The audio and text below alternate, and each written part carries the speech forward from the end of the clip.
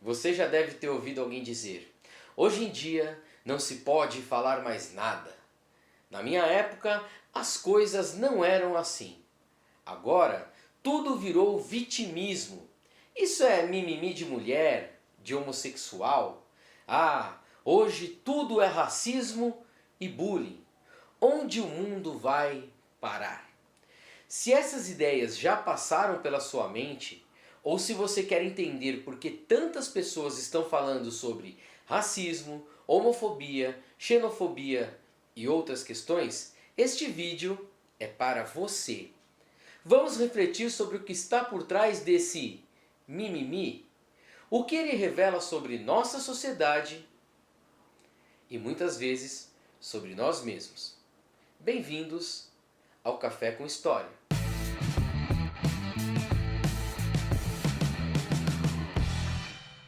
As sociedades sempre evoluíram através de conflitos e transformações culturais. Um exemplo clássico é o processo de abolição da escravidão. Quando essa ideia começou a ser debatida, foi recebida com forte resistência. Muitos acreditavam que o sistema escravista era natural e essencial para a nossa economia. Da mesma forma, o movimento sufragista, que lutou pelo direito ao voto das mulheres, também enfrentou críticas e foi acusado de desestabilizar a ordem social e religiosa. O historiador Eric Hobsbawm destaca que as transformações sociais são processos de longo prazo e, frequentemente, os avanços só são reconhecidos em retrospectiva. Movimentos pelos direitos civis, como os liderados por Martin Luther King e Rosa Parks, enfrentaram oposição feroz em sua época, mas hoje são reconhecidos como essenciais para a justiça social. Martin Luther King, inclusive, foi assassinado por pensar diferente. Immanuel Kant, filósofo iluminista, defendia que devemos tratar os outros como fins e não como meios para atingir os nossos próprios objetivos.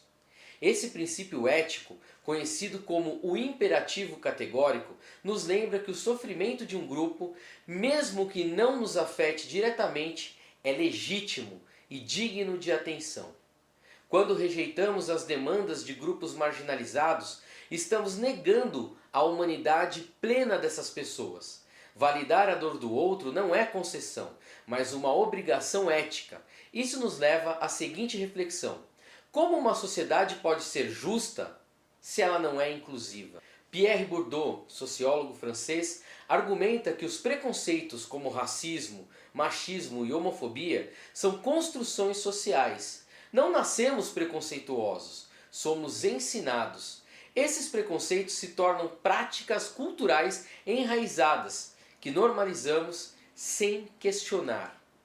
Quando movimentos sociais desafiam essas normas, enfrentam resistência, porque questionam estruturas de poderes históricas. Como explica Bourdieu, a manutenção do poder simbólico depende da aceitação inconsciente das normas culturais impostas. Combater preconceitos exige esforço coletivo e muita consciência crítica. No Brasil, expressões de preconceito não são protegidas pela liberdade de expressão. Racismo, homofobia, xenofobia são crimes tipificados. Exemplos incluem: racismo é crime inafiançável e imprescritível, conforme o artigo 5º, inciso número 42 da Constituição Federal e a Lei 7.716 de 1989. Homofobia e transfobia, enquadradas pelo STF como racismo, com base no ADPF 442 de 2019. Discriminação religiosa ou xenofóbica, também punidas pela Lei 7.716 de 1989. A banalização do preconceito ou o discurso de que é só uma brincadeira pode levar a ações judiciais, responsabilização penal e civil, além de danos à reputação pessoal e profissional. Muitas pessoas acreditam que antigamente era melhor, devido ao fenômeno do passado nostálgico, uma tendência de romantizar o passado como forma de lidar com a incerteza do presente. Além disso, valores conservadores, como papéis rígidos de gênero e hierarquias raciais, eram normalizados no passado. Questionar essas normas gera desconforto, especialmente para aqueles que se beneficiam de privilégios históricos. Porém, o melhor antes é um mito seletivo. Ele ignora avanços significativos como a ampliação dos direitos humanos e o acesso à educação e a redução da pobreza extrema. O filósofo Walter Benjamin alertou que essa nostalgia pode servir como um freio ideológico, impedindo o progresso social. A resistência às mudanças sociais muitas vezes ignora fatos concretos. No Brasil, mulheres ganham, em média, apenas 78% do salário dos homens, mesmo com maior escolaridade e desempenhando funções equivalentes, e esses são dados oficiais do IBGE. O racismo estrutural se manifesta na desigualdade no acesso à educação e saúde. Em 2022, a taxa de analfabetismo entre pessoas negras era de 8,9%, enquanto entre brancas era de 3,6%.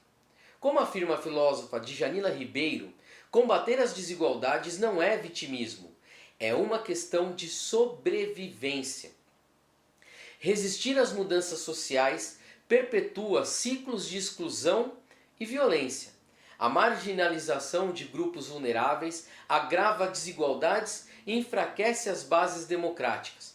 A filósofa Hannah Arendt, ao analisar regimes totalitários, afirmou que a exclusão de minorias é o primeiro passo para a desumanização e a fragilização da sociedade. Além disso, preconceitos limitam nossa visão de mundo. Quando nos abrimos à diversidade, ampliamos nossas experiências, fortalecemos os laços sociais e contribuímos para uma sociedade mais justa e plural. O que muitos chamam de mimimi é, na verdade, a luta por justiça social e reconhecimento. Se você já se sentiu injustiçado em algum momento, pode compreender o desejo de igualdade.